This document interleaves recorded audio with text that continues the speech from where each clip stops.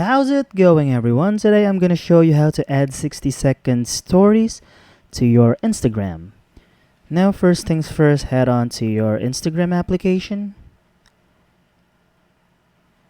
Then head on to this icon right here to add a story.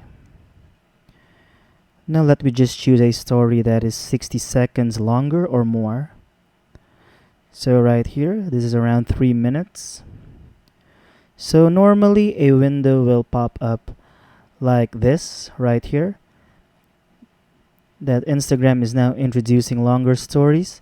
So this simply means that videos up to 60 seconds long will no longer be broken up into segments.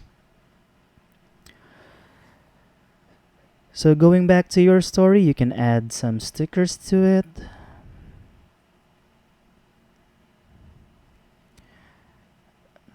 Right here. Or you can add some text right here. Or you can even add some filters to it. So once you're done, just click on this icon right here to post and click on share.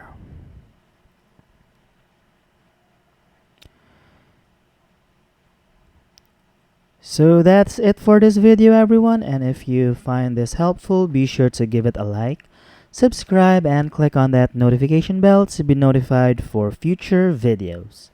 Bye!